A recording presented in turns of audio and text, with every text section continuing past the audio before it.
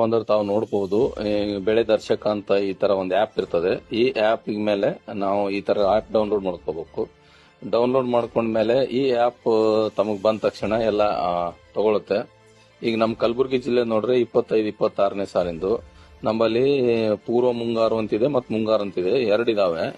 ನಮ್ಮಲ್ಲಿ ಬೆಳೆ ಸಮೀಕ್ಷೆ ಆಗಿದ್ದು ಅದರಲ್ಲಿ ಕಲಬುರಗಿಗೆ ಹೋಗಿ ಕಲಬುರಗಿಯಲ್ಲಿ ತಾಲೂಕಾ, ಈಗ ಕಲಬುರಗಿ ಅಂತ ತಗೊಳ್ಳಿ, ಕಲಬುರಗಿ ತಾಲೂಕಿನಲ್ಲಿ ಹೋಬಳಿ, ನಮ್ಮ ಈಗ ನಾವು ಗುಲ್ಬರ್ಗ ಹೋಬಳಿ ತಗೊಂಡಾಗ ಒಂದ್ ಯಾವ್ದೊಂದು ಗ್ರಾಮ ತಗೊಳ್ಳೋಣ ನಾವು ಅಂದಾಜಾಗಿ. ಇಲ್ಲಿ ಈಗ ಫಾರ್ ಎಕ್ಸಾಂಪಲ್ ಒಂದು ಹಾಗರ್ಗಿ ಅಥವಾ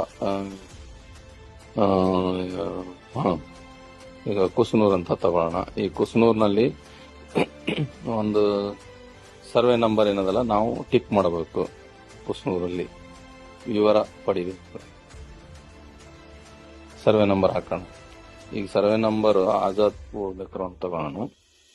ಆಜಾದ್ಪುರ್ ಸರ್ವೆ ನಂಬರ್ 55 ಒಂದೇನೋ ಅಂದಾಜ್ ಹಾಕಿದ್ದೀನಿ ನಾನು.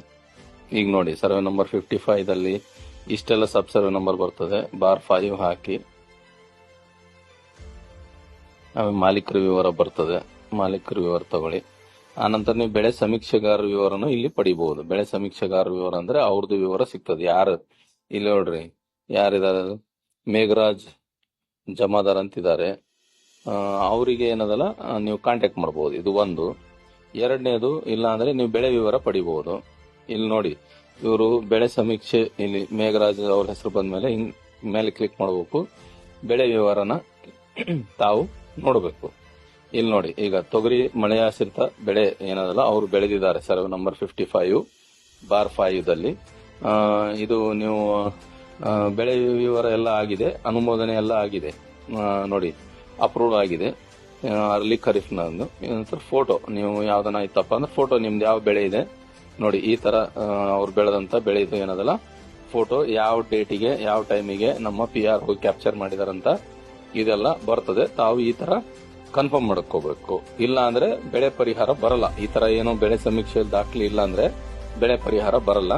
ಅದಕ್ಕೆ ರೈತ ಬಾಂಧವರು ತಾವು ಇದೆಲ್ಲ ವಿವರನ ಚೆಕ್ ಮಾಡ್ಕೋಬೇಕು. ತಮ್ಮ ಏನ್ ಬೆಳೆ ಬೆಳೆದಿದ್ದಾರೆ ಅಂತ ತಾವು ಚೆಕ್ ಮಾಡ್ಕೋಬಹುದು.